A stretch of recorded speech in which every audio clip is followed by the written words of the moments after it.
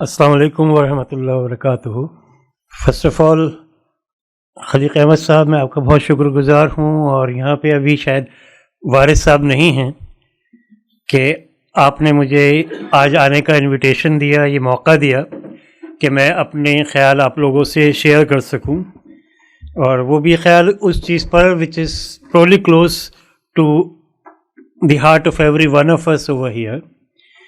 ہمارا جو آج کا سبجیکٹ ہے، role of Muslims in plural India, indirectly it stems from something I have done recently, a book I have done with HarperCollins, Being Muslim in Hindu India. So first of all, when you talk of Muslims in plural India, پہلی چیز جو دماغ میں آتی ہے اپنے آس پاس دیکھنے سے، چاہے آپ اخبارات کو صبح میں دیکھنے کی ہمت کریں یا چینلز کو شام میں دیکھنے کی ہمت رکھیں، یا اس سے پہلے صبح اٹھ کے جو ایک ٹیمپٹیشن ہوتی ہے سب سے پہلے موبائل دیکھنے کی، ایسا لگتا ہے Muslims are the favourite punching bags of new India. صبح ہوتی ہے تو پتہ چلتا ہے کہ کہیں نہ کہیں پہ کرناٹک میں یا یو پی میں، کسی چھوٹے قصبے میں، گاؤں میں، کسی چھوٹے سے ادنا سے لیڈر نے ہمیں بابر کی اولاد کے نام سے نوازا ہے۔ تو دن جب آگے چلتا ہے، کچھ چناؤ کی خبریں ادھر ادھر سے آتی ہیں، تو پتہ چلتا ہے کہ کسی چیف منسٹر نے ہمیں تنزیہ ابا جان کے نام سے پکارا ہے۔ پھر کوئی اور لیڈر آتا ہے جو کہ ہمیں کہتا ہے کہ اگر بھارت میں رہتے ہو تو بیف نہیں کھا سکتے ہو، اور اگر بیف کھانا ہے then you go to Pakistan. Every now and then you come across news where you come across people like Yati Narsingh Anand, Pinky Chaudhary, Kajal Hindustani. ان سب کو ایسا لگتا ہے ٹوٹل ایبسولوٹ لائسنس ملا ہوا ہے مسلمانوں کو نہ کہ صرف گالی دینے کا بلکہ جینوسائیڈل کالز دینے کا۔ نہتے معصوم مسلمانوں کے خلاف روزانہ مرڈر کی سازش ہوتی ہے، سر عام ہوتی ہے، پبلک پلیٹ فارم سے ہوتی ہے، اور کوئی کچھ نہیں کہتا، کیونکہ مسلمان کو مارنا، مسلمان کو گالی دینا، اس کا ہیوملیشن کرنا is a new normal in new India. آپ یہ سوچئے، ہمارے پارلیمنٹ ہاؤس سے مشکل سے 1 کلومیٹر کا راستہ ہوگا جنتر منتر کا، جہاں پر کہ لوگ عام طور پہ اپنی پروٹیسٹ کے لیے بیٹھا کرتے ہیں۔ وہاں پر کھڑے ہو کر پنکی چودھری نعرہ لگاتے ہیں اپنے ساتھیوں کے ساتھ، جب ملے کاٹے جائیں گے جے شری رام چلائیں گے۔ پولیس وہاں پر تھی، خاموش دیکھتی رہی۔ اسی طریقے سے یتی نرسنگھ آنند پریس کلب آتے ہیں، دلی کے press club where every wants to go from the world of journalism. Sitting there, he abuses Prophet Muhammad sallallahu alaihi wasallam, calls him the worst possible names. ہم لوگوں نے نپور شرما پہ آبجیکشن کیا تھا، اس سے کہیں زیادہ بھدی چیزیں یتی نرسنگھ آنند نے پریس کلب میں بیٹھ کے کہیں۔ کیا نتیجہ نکلا؟ کمپلینٹ ہوئی، complaint not FIR initially, and the matter soon died down. Every other day he goes to Hapur or to some other place and issues similar calls for genocide of Muslims or seeks to malign Prophet Muhammad sallallahu alaihi wasallam. کسی کے خلاف کوئی action نہیں ہوتا ہے۔ ہمارے central government کے ایک ایم پی دلی میں کال دیتے ہیں اکنامک بوائیکاٹ کا مسلمانوں کا۔ میڈیا میں تھوڑی افراتفری ہوتی ہے، اس کے بعد کہتے ہیں میرا کسی خاص قوم کی طرف اشارہ نہیں تھا، لیکن یہ ضرور کہا جاتا ہے ہندو ہو ہندو سے خریدو، ہندو کو بیچو، ہندو کو جاب میں رکھو۔ تو اگر یہ کال فار سیگریگیشن نہیں ہے، if it is not against the constitution, against article 14 of our constitution, then what is? Every day it seems there is complete license to all the right-wing hoodlums, all the goons, to say what they want to do what they want to, and they are very confident that nothing will happen to them. Their confidence is never misplaced. आप ये देखिए जिस तरीके से वक्तन फ़वक्तन मदारिस पर हमले होते हैं, मसाजिद पर हमले होते हैं, उसका कॉज क्या होता है, उस हमले का कॉन्सिक्वेंसेस क्या होते हैं। रामनवमी का जुलूस निकाला जाता है, और मेरी पैदाइश दिल्ली की है, मैंने अपनी पूरी उम्र का बहुत बड़ा हिस्सा दिल्ली और एनसीआर में ही गुजारा है। मैंने अब से कुछ साल पहले तक कभी ये नहीं देखा कि रामनवमी पर जुलूस निकाला गया और जुलूस मस्जिद पहुंचा। हमेशा जो वो श्रद्धालु होते थे, पिलग्रिम्स होते थे, वो जुलूस निकालकर आखिर में मंदिर पर पहुंचा करते थे, प्रसाद बांटा करते थे। पिछले कुछ सालों से ये बात नज़र में आती है, जब भी हनुमान जयंती हो या रामनवमी हो तो इनका डेस्टिनेशन एक मस्जिद लगता है। मस्जिद के बाहर जाएंगे, एक के बाद एक घंटे 2 घंटे तक प्रोवोकेटिव स्लोगन्स लगातार वहाँ पे दिए जाएंगे। साथ साथ डीजेज होते हैं, कहने को वो म्यूज़िक चलाते हैं, असल में वो जो गाने चलाते हैं वो पूरे भड़कीले गाने होते हैं, एक कौम को निशाना बनाते हुए गाने होते हैं। उन डीजेस को इसलिए रिक्रूट नहीं किया जाता कि वो राम लल्ला के भक्त हैं, वो श्री राम के बारे में बहुत अच्छा ज्ञान रखते हैं, अच्छा पाठ दे सकते हैं, इसलिए उनको लाया जाता है क्योंकि वो नफ़रत की आंधी फैलाते हैं।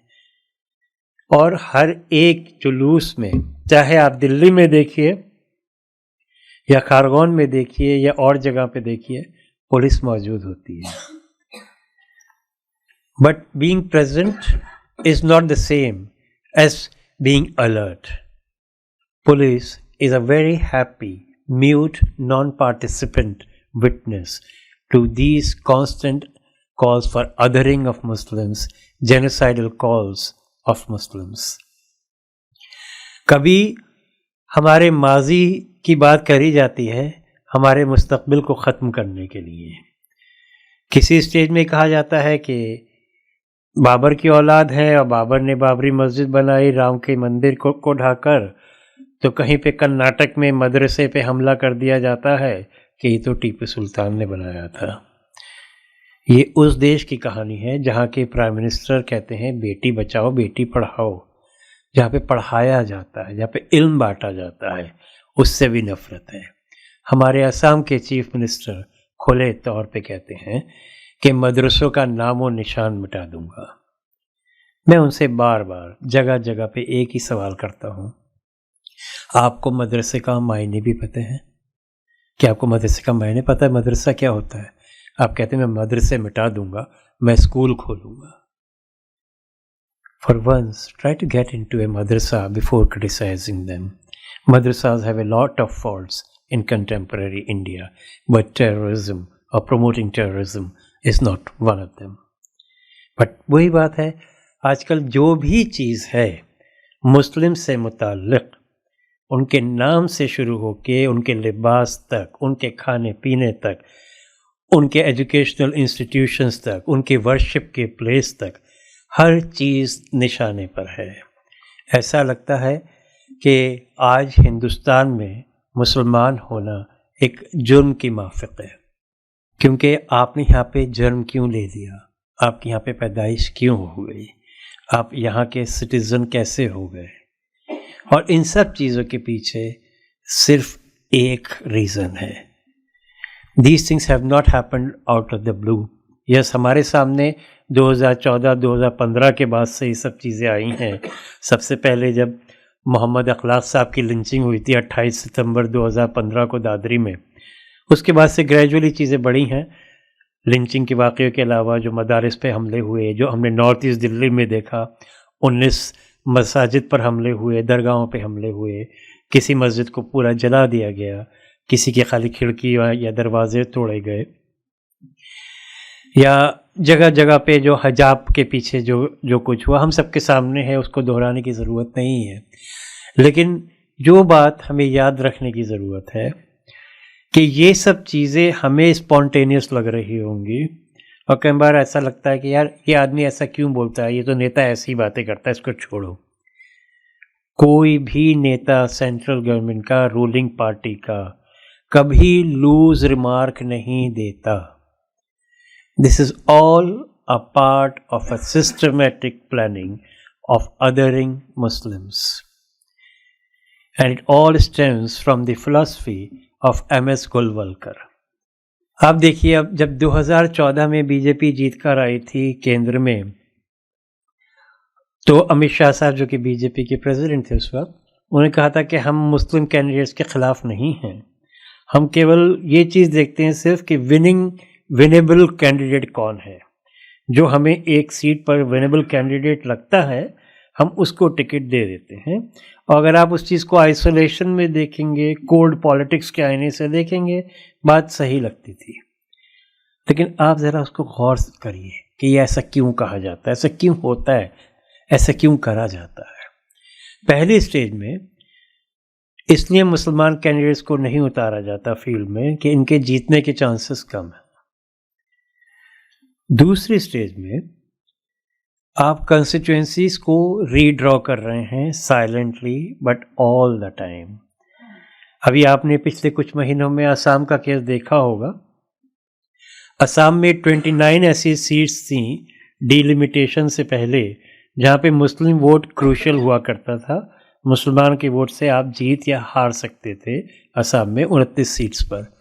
جب ڈیلیمیٹیشن ہوا کنسٹیچوئنسیز کا تو مسلم انفلوئنس کی سیٹس 29 سے کم ہو کر 22 رہ گئیں۔ اسی طریقے سے جب شیڈیول کاسٹ کے لیے سیٹس کا ریزرویشن ہوتا ہے تو اکثر اس کا یہ دھیان نہیں رکھا جاتا کہ یہاں پہ مسلمانوں کی آبادی کتنی ہے۔ جیسے بہرائچ کا آپ چیز دیکھیے کہ مسلمانوں کی وہاں پہ آبادی ایک سائزبل ہے، 30% ہے، مے بی مور ہے، اور شیڈیول کاسٹ کی پرسنٹیج 12 ہے۔ آپ اس سیٹ کو شیڈیول کاسٹ کے لیے ریزرو رکھ دیتے ہیں کیونکہ ایک طرح سے آپ نے پکا کر لیا کہ یہاں سے مسلمان کینڈیڈیٹ کم سے کم جیت کر نہیں جائے گا۔ تو جہاں پہ ہماری مائنورٹیز کی پاپولیشن سائزبل ہے، آپ کہیں پر اس کو ری ڈرا کر دیتے ہیں اس میپ کو کہ مسلمانوں کا ووٹ تقسیم ہو جائے، 2 سیٹس میں بڑھ جائے، اس کی ویٹیج کم ہو جائے، ورنہ اس کو کئی بار شیڈیول کاسٹ کے نام سے ریزرویشن کر دیا جاتا ہے کیونکہ آپ کو مسلمان کو بھارت کی پارلیمنٹ میں نہیں دیکھنا ہے۔ اس کے بعد سیکنڈ اسٹیج، یہ تھرڈ اسٹیج جب آتی ہے اس میں آپ دیکھیں گے مسلمانوں کے جو کہ بہت سالوں سے لوگ ووٹ کرتے آ رہے ہیں الیکشنز میں، ودھان سبھا کے یا لوک سبھا کے الیکشنز میں لوگ ووٹ کرتے آ رہے ہیں۔ کوئی کہہ رہا ہے میں نے 99 میں بھی ووٹ کیا تھا، 2004 میں بھی کیا تھا، 9 میں بھی کیا تھا۔ اچانک 18-19 آتے آتے اس کا الیکٹرل رول سے نام کاٹ دیا جاتا ہے۔ ایسا کیوں ہوتا ہے؟ کوئی اس کے بارے میں کہیں پہ ایکسپلینیشن نہیں ملتا۔ شریف صاحب نے ضرور اس کی اسٹڈی کری تھی اب سے تقریباً 5 سال پہلے، جب کرناٹک کے 2018 میں الیکشنز ہو رہے تھے، تو اس ٹائم انہوں نے فائنڈ کیا تھا کہ کرناٹک میں، تلنگانہ میں، تمل ناڈو میں، اور اس کے بعد یو پی اور دلی میں بھی ہر چوتھے مسلمان کا نام ووٹنگ لسٹ سے غائب تھا۔ تو اگر 25% مسلمان ووٹ نہیں کر سکتے اور جو چیز مسلم انفلوئنس کی ہیں آپ وہ ہر جگہ پہ 25% کم کر رہے ہیں، ساتھ ساتھ آپ کینڈیڈیٹس مسلمانوں کو ٹکٹ نہیں دے رہے ہیں، ویئر ڈز اے مسلم گو؟ آپ کہتے ہیں سب کا ساتھ، سب کا وکاس، لیکن شاید اس سب کا ساتھ میں مسلمان شامل نہیں ہیں۔ اور وہ مسلمان شامل کیوں نہیں ہیں؟ کیونکہ 1938 میں گولولکر صاحب نے یہ چیز کہی تھی نا کہ بھارت صرف ان کا دیش ہے جو یہاں پر پیدا ہوئے، جن کی یہ پتر بھومی یا ماتر بھومی ہے، لیکن ساتھ ساتھ ان کی پنیہ بھومی، ان کی سیکرڈ لینڈ بھی بھارت ہے۔ مطلب اگر ان کو کہیں پر اپنے پلگرمیج پہ جانا ہے، تیرتھ پہ جانا ہے، تو بھارت کے اندر ہی رہ کر وہ جائیں گے، ہریدوار ہے یا اور جگہوں پر اپنے جائیں گے امرناتھ وغیرہ کی یاترا پہ، تو بھارت کی سیما کے اندر ہی ان کا سیکرڈ لینڈ ہے، بھارت کے سیما کے اندر ہی وہ پیدا ہوئے ہیں. سو پتر بھو اینڈ پنیہ بھو بوتھ آر دا سیم. جن کی پیدائش ہندوستان کی ہے تو جن کا مدر لینڈ یا پتر بھومی یا فادر لینڈ انڈیا ہے بٹ ان کا سیکریڈ لینڈ باہر ہے، وہ انڈین نہیں ہو سکتے. نام نہیں لیا تو ایسے لوگ کون ہیں جن کا جو اپنا سیکریڈ لینڈ ہے وہ انڈیا میں نہیں ہے، برتھ پلیس ضرور انڈیا ہے، وہ مسلمس ہیں، کرسچنس ہیں. تو یہ ایسے لوگوں کا کیا کریں؟ ایسے لوگ ہندوستان میں رہ سکتے ہیں. ظاہری بات ہے آپ اتنی بڑی آبادی کو چاہتے ہوئے بھی نہیں نکال سکتے، نہ اس کو ختم کر سکتے. تو ایسے لوگ ہندوستان میں رہ سکتے ہیں لیکن ان کو کوئی ووٹ کا ادھیکار نہیں ملے گا، ان کو کوئی ایکوالٹی کا اسٹیٹس نہیں ملے گا، ان کو جابز نہیں ملیں گے. ان کے پاس یہاں پہ رہنے کا اتنا ہی ادھیکار ہوگا کہ وہ میجورٹی کمیونٹی کے سویٹ ول میں رہیں. جتنا یہاں کی جو میجورٹی کمیونٹی ہے، ہمارے ہندو بھائی ہیں، جتنے کی اجازت وہ آپ کو دیں کہ آپ اتنا کر لیں تو آپ بس ان کے رحم و کرم پہ جیے، کوئی برابری کا حصہ نہیں مانگیے، کوئی اسپیشل اسٹیٹس کا تو سوال ہی نہیں اٹھتا.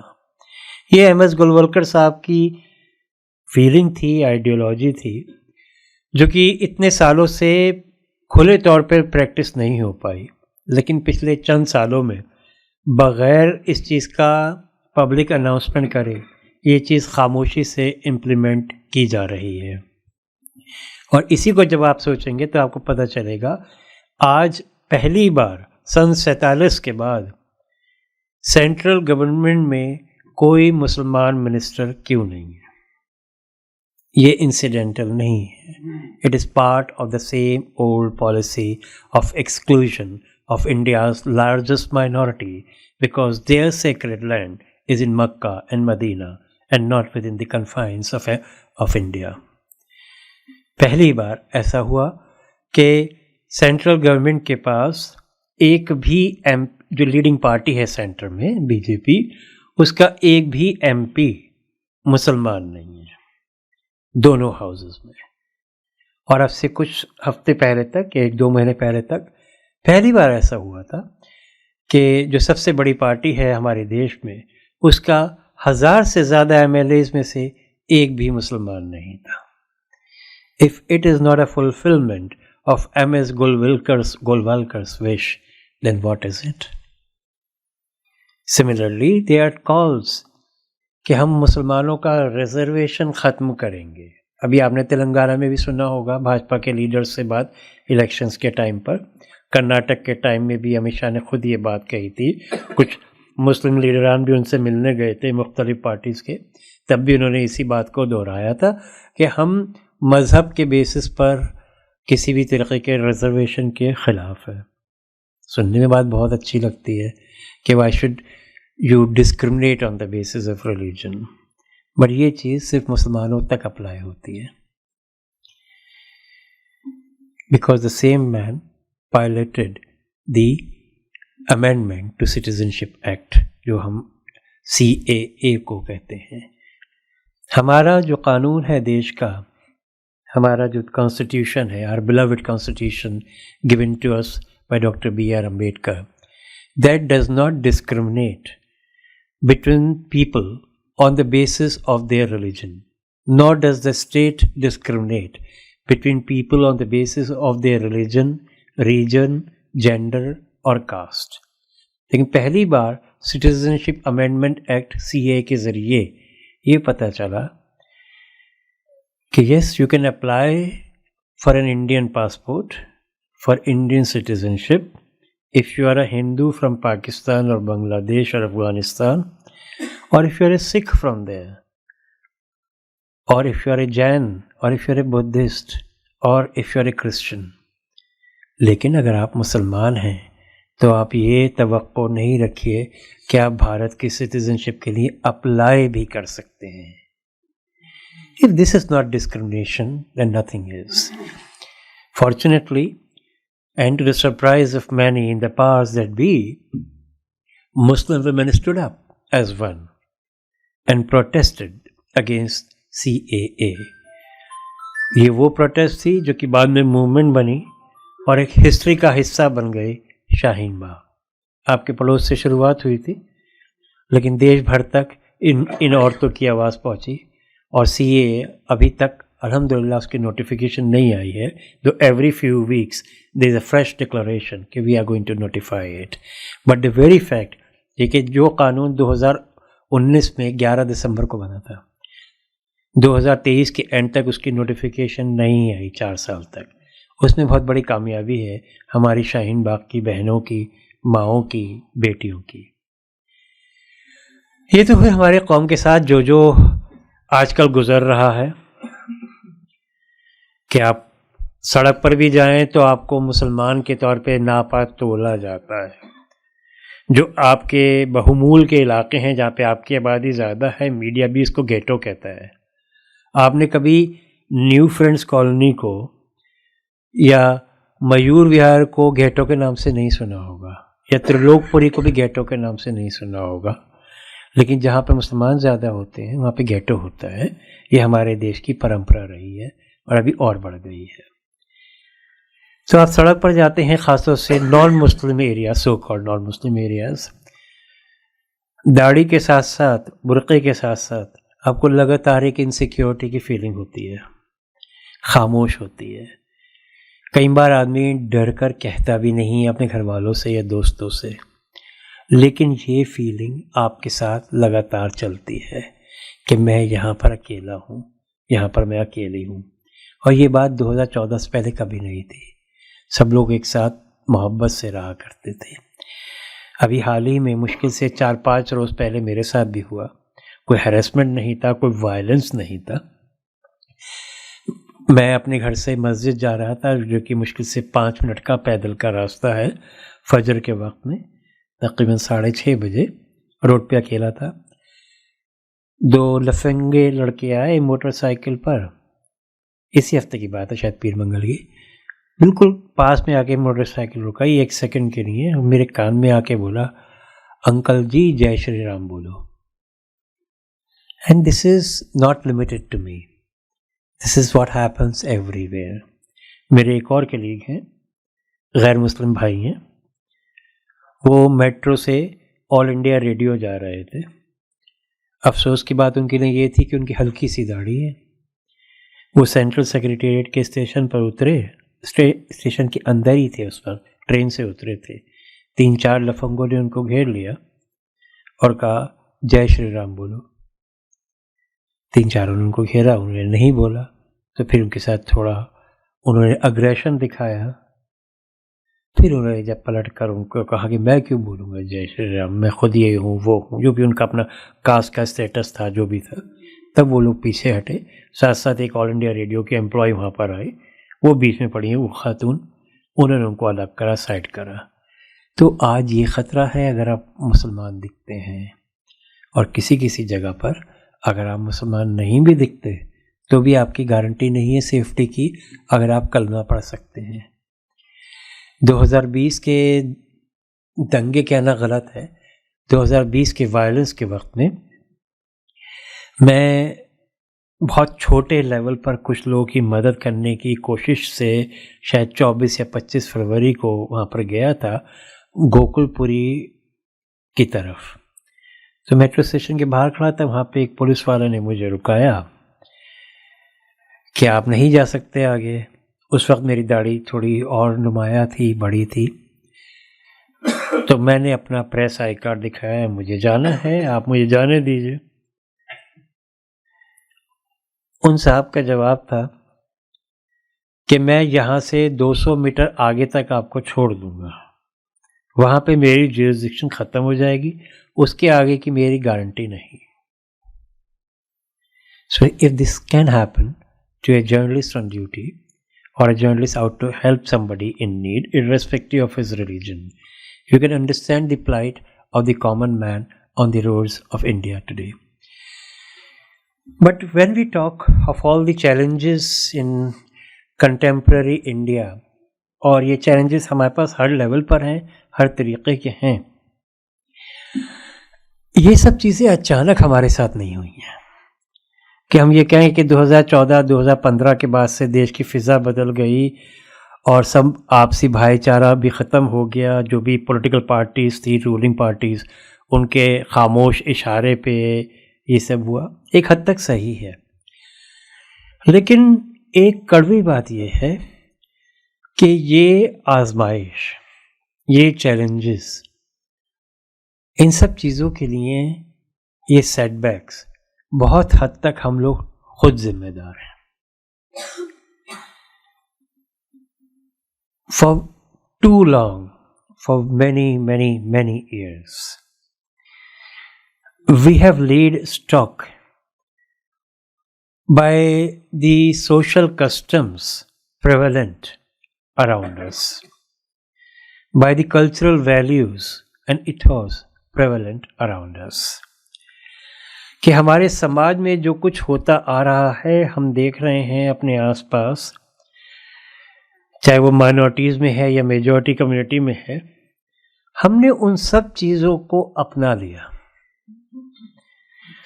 اب ہمارے جو بھی پہلے لیڈرز رہے مختلف پارٹیز کے، چاہے وہ منموہن سنگھ جی تھے یا اٹل بہاری واجپئی تھے، راجیو گاندھی، یا جو بھی لوگ تھے، ان میں سے کسی نے ہمیں کبھی اسلام کو فالو کرنے سے نہیں رکایا، عمل کرنے سے نہیں رکایا. یہ سرکار بھی نہیں رکاتی ہے.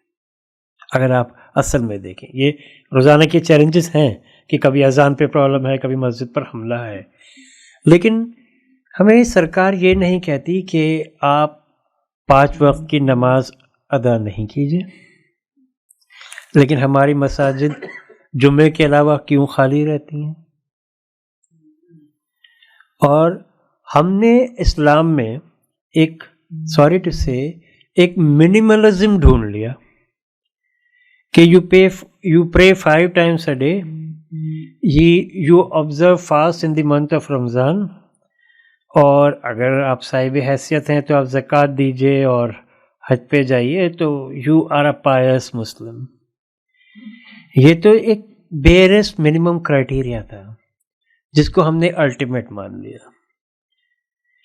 ہم نے پچھلے کئی سالوں سے، دشکوں سے، کبھی کانگریس کا دامن پکڑا، کبھی سماجوادی کا، کبھی بی ایس پی کا، کبھی کسی اور پارٹی کا یا آرگنائزیشن کا دامن پکڑا، کبھی مختلف آتھرس کو پڑھا، ان کو کوٹ کیا، لیکن ہم نے قرآن کو چھوڑ دیا.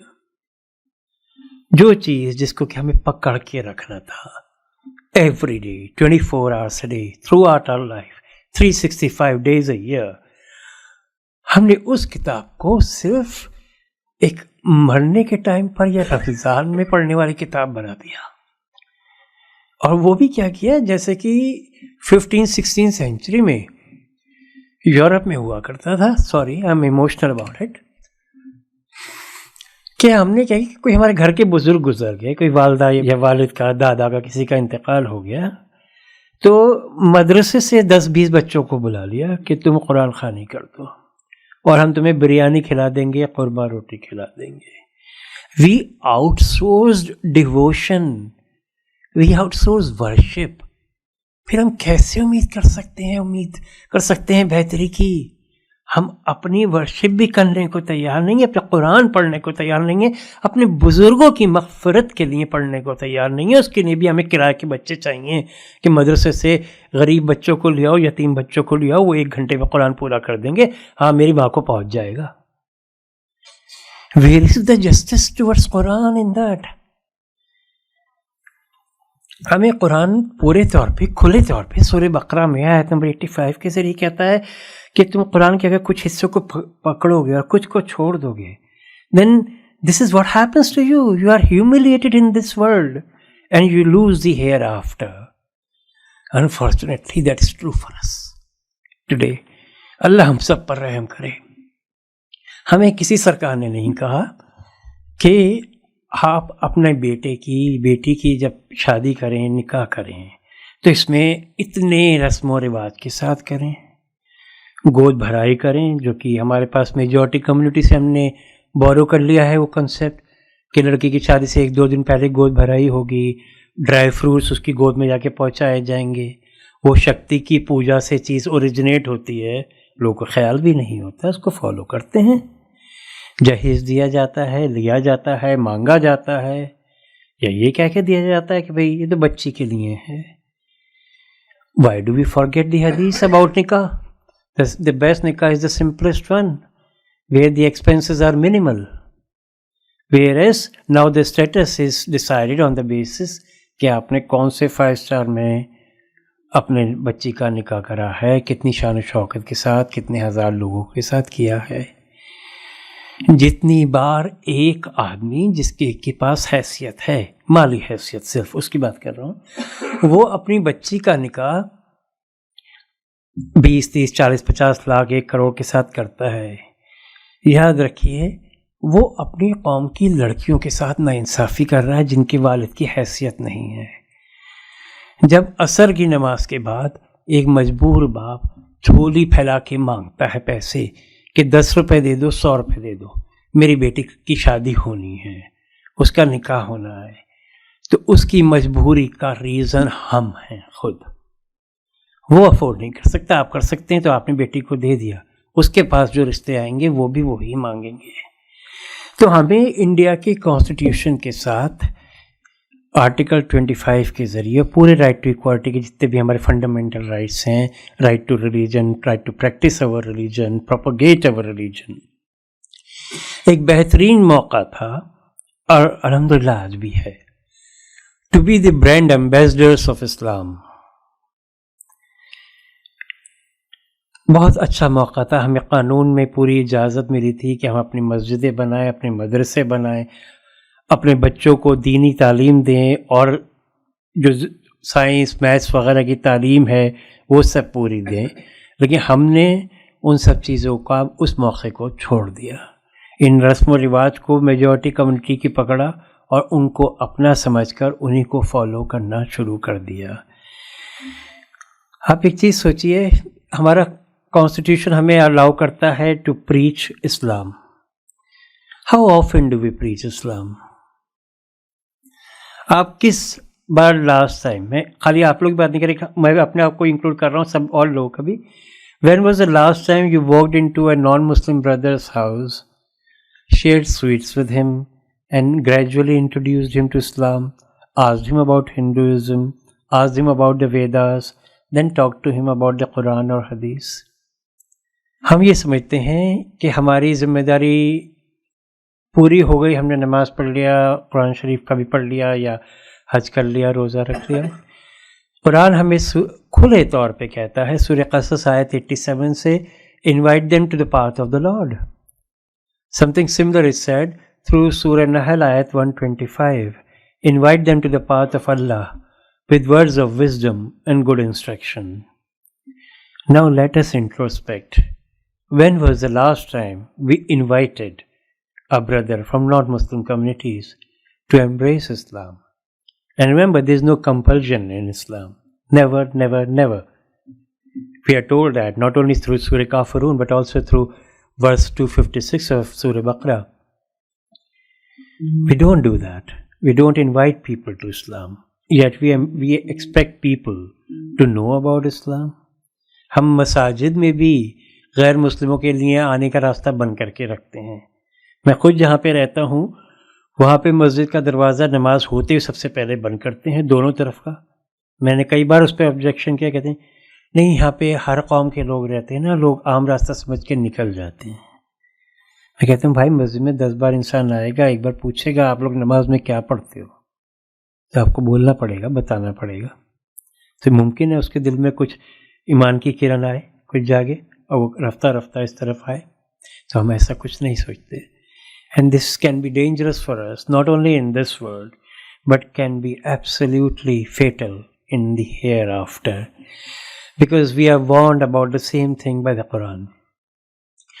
Through Surah Hajj, the last ayat of Surah Hajj, wherein we are told that on the day of Qiyamah, Hazrat Muhammad sallallahu alaihi wasallam will be a witness over us, کہ میں نے اپنا میسج دے دیا تھا, and we will be asked, did you pass on the message to humanity?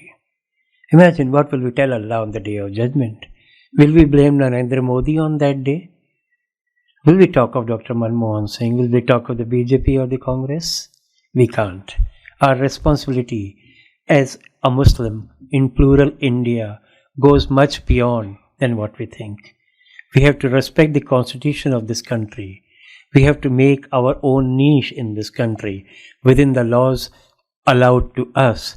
At the same time, we must not forget that we are here for a specific purpose, and that purpose is to invite people to the path of Allah with words of wisdom and good instruction. Jazakallah khair. बिस्मिल्लाहिर्रहमानिर्रहीम नामदुहु व नुसल्ली अला रसूलिहिल करीम। बहुत बहुत शुक्रिया जनाब ज़ियाउस्सलाम साहब, जो हमारे मुल्क के मायानाज़ सहाफ़ी हैं, कलमकार हैं, मुसन्निफ़ भी हैं, और उनकी गुफ्तगू यहाँ हुई। आपकी गुफ्तगू में जो बातें आई हैं उसमें आपने तकसीरी समाज में जो मसाइल हैं वो भी बयान किए हैं, और अल्हम्दुलिल्लाह अपनी तकरीर में उन मसाइल के हल को भी आपने बयान किया है। तकसीरी समाज का असल जो मसला है उसका एक मजहर तो सियासी है, वो नुमायां होकर हमारे सामने आता है, लेकिन असल बुनियादी मसला वो समाजी है, हमारे मुल्क के समाज से जुड़ा हुआ है। इसलिए हमको भी समाज से जुड़कर ही इन मसाइल पर काबू पाया जा सकता है। यहाँ डॉक्टर सैयद कासिम रसूलिया साहब ने कुछ उन बातों की तरफ इशारा किया है जिससे यहाँ के समाज में तालमेल में, ताल्लुकात को निभाने में जो मुश्किलात सामने आती हैं उसको हम काबू पाएं और मुखातब समाज की भी तरबियत हो और खुद हम हमारे समाज की भी तरबियत करें। इस्लामी तालीमात में जो बात बहुत मारूफ है कि इस्लामी तालीमात का एक हिस्सा वो है जो गैर मुतगय्यर है, उसे तब्दील नहीं किया जा सकता है। वो हिस्सा अकीदे का और इबादत का है। और इस्लामी तालीमात का एक हिस्सा वो है जिसका ताल्लुक ज़मान और मकान से जुड़ा हुआ है और फ़िक़ही अहकामात के तहत उसे बयान किया जाता है। तो हम अकीदे और इबादत के किसी मामले पर, किसी मौके पर भी कोई मदाहिनत और कोई उसमें तब्दीली या कोई कॉम्प्रोमाइज नहीं कर सकते हैं। अलबत्ता हमको उन मामलात में जिनका ताल्लुक अकीदे और इबादत से हटकर रोज़मर्रा की ज़िंदगी से है, इज्तिहाद की और हमारे जो उलमाए इकराम हैं और जो फुक़हा हैं उनके तहक़ीक़ की रोशनी में हम अपने रवैयों को तश्कील दे सकते हैं। इसका मौका है। बहरहाल हमारे यहाँ हिंदुस्तान में, दुनिया भर में भी होता होगा कि हमको रोज़मर्रा की ज़िंदगी में नए नए इज्तिहादात उसमें करने पड़ते हैं और ताल्लुकात निभाने के लिए हमें रास्ते ढूंढने पड़ते हैं। अब ये एक तफसीली मौजू है, इस पर जो उलमा और फुक़हा बयान करेंगे, लेकिन हमारा एक पहलू वो है जिस पर हम कोई कंप्रोमाइज़ नहीं कर सकते, एक पहलू है वो जिस पर हम बातचीत कर सकते हैं ताकि हम समाज में मिलजुल कर रहें। आज की गुफ्तगू में चूंकि बहुत सी बातें सियासी तौर पर नुमायां होकर आई हैं और उसमें ख़ास तौर पे आरएसएस और जो अब मरकज़ में जो इक़्तिदार में है भारतीय जनता पार्टी, उसका जिक्र हुआ है। बेशक वो इक़्तिदार में है, लेकिन मेरा समझना ये है कि अब भी पूरे हिंदुस्तान में यहाँ का जो गैर मुस्लिम समाज है वो बिल्कुल या आरएसएस के नज़रियात या बीजेपी का हामी नहीं है। बात हमारी दुरुस्त भी हो सकती है या दुरुस्त नहीं भी हो सकती है, तो तज्जिया करना पड़ेगा। इसीलिए आप देखेंगे कि आरएसएस को भी, बीजेपी को भी हर रियासत में वहां के बहुत सी चीजों से कंप्रोमाइज करना पड़ता है, बहुत सी पार्टियों से अपने ताल्लुकात बनाने पड़ते हैं। जोड़ तोड़ करना पड़ता है। और अब जो भी इख्तिदार है ये समझना कि ये मीडिया की क़ुव्वत या मालो दौलत की क़ुव्वत या ब्यूरोक्रेसी की क़ुव्वत, स्ट्रेटजीज की क़ुव्वत के बगैर आ गया है और सारी अवाम ही अवाम उनके पीछे पड़ी हुई है। मेरा समझना है कि ऐसा नहीं है। जो कुछ इख्तिदार है उसमें अवाम की हिमायत का एक हिस्सा है, लेकिन सरमाया है, दौलत है, स्ट्रेटजीज हैं, खौफ का माहौल है, तो ये एक हमारे लिए इसमें रोशनी है। तो पहले तो ये मानना चाहिए कि मुल्क अभी, या मुल्क के अवाम, जैसे हमारे जिम्मेदार ने भी कहा कि यहाँ के जो एथोस, आपके सवाल पर कहा कि 2024 के बाद प्लुरलिज्म क्या होगा, तो वो फिर बाकी रहेगा। तो भारत के जो इंसानों का जो ज़मीर है वो अभी जिंदा है, और उसे दस्तक देना, उसे झिंझोड़ना और उसे सही खुतूत पे रखने का हमको काम करना चाहिए। उसके लिए मैं अपनी बात को ख़त्म कर रहा हूँ। यानी पहली चीज़ ईमान है, जिसका जिक्र आपने भी किया सवाल के जवाब में कि कुरान मजीद, और हालात के दबाव में इस्तिकामत चाहिए। ये हालात का दबाव इसलिए है कि आप दीन से दूर हो जाएं और यहां की तहजीब में जम हो जाएं। तो सबसे बड़ी बात यही होगी कि हम हालात के इस दबाव में क्या हम दीन से दूर होंगे या दीन से करीब होंगे। अगर हम दीन से करीब हो जाते हैं तो इस हालात के दबाव में जो लोग चाहते हैं उसमें नाकाम हो जाएंगे, और आप जो चाहते हैं उसमें कामयाब हो जाएंगे। तो हालात का दबाव हमें दीन से करीब कर दे, ये हमारी जीत होगी। ईमान, इस्तिकामत, जिहाद, जद्दोजहद। जिहाद का मतलब खिताली नहीं है। हमारे मारूफ सहाफ़ी ज़ियाउस सलाम साहब ने सही कहा कि तालीम है, एजुकेशन है, मईशत है। आपने सोशल रिफॉर्म्स पे भी बात की, और जो कुछ गुंजाइश हैं मौजूदा सख्त हालात में भी बहुत सी चीज़ों से मना, हम पे कोई पाबंदी नहीं है, लेकिन हम अपनी इस्लाह की तरफ माइल ही नहीं है। तो हमको अपनी इस्लाह और गैर मुस्लिम समाज से इंगेजमेंट, रब्त, जैसे डॉक्टर साहब ने कहा कि गैर मुस्लिम समाज में घूमते हुए कभी खौफ और कभी डर महसूस होता है। मुझे हमारे एक दोस्त यहाँ तकरीर करने आए थे, वो कहने लगे, वो बहुत दूर से फोन करते रहे कि भाई इस इलाके में आना है, मैं कैसे आ सकता हूँ, मतलब जामिया में आना है, अबुल फजल में आना है। तो वो कह रहे कि मैं कैसे आ सकता हूँ, आप मुझे वहां तक जामिया तक आके मुझे लें। मतलब कि आपको क्या डर है? तो उन्होंने कहा कि जामिया में दाखिल होने, अबुल फजल में आने मुझे डर लगता है। यानी जैसा यानी हमारे किसी फर्द को बुर्का पहनकर या दाढ़ी के साथ गैर मुस्लिम महल्ले में गुजरने में डर लगता है, ऐसा ही मुस्लिम समाज के जो घने आबादी के महल्ले, वहां भी वो लोग डर। तो ये डर है, तो डर एक तरफा नहीं है, ना हमें डरना चाहिए ना उन्हें डरना चाहिए। ये जो मौजूदा सरकार है, पार्टियां हैं, वो डर ही की सियासत कर रही हैं। तो हम गैर मुस्लिम समाज से करीब हों, उनके डर को दूर करें। वो आ सकते हैं, जब वो आ जाते हैं तो यहाँ की रहन सहन, मोहब्बत, खाने पीने को देख कर वो फरिश्ता हो जाते हैं, फिर वो चाहते हैं कि बार बार आते रहें। तो नहीं गैर मुस्लिम समाज ना ही गैर मुस्लिम समाज, बुनियादी तौर पर वो प्लूरल सोसाइटी का एक बेहतरीन हमारा मुल्क है। ये सियासतदान और ख़ास तौर पे जो बरसर इख्तिदार है भारतीय जनता पार्टी, वो इसको माहौल को ख़राब कर रही है। दीगर पार्टियों का भी इसमें रोल है कि आज़ादी के बाद जो दस्तूर बना था, दस्तूर की आपने तारीफ की, बहुत अच्छा दस्तूर। दस्तूर अच्छा बनाए हम, लेकिन समाज को अच्छा नहीं बना सके। उस दस्तूर के मुताबिक हम अच्छे समाज को बनाएं, और मुस्लिम समाज ईमान की, इस्तिकामत की, रिफॉर्म्स की तालीमात से यहाँ इस प्लूरल समाज को भी, और सिर्फ प्लूरल ही नहीं, एक इंसाफ पर मबनी समाज को बनाने में इंशाअल्लाह कामयाब होगा। जज़ाकल्लाह, शुक्रिया।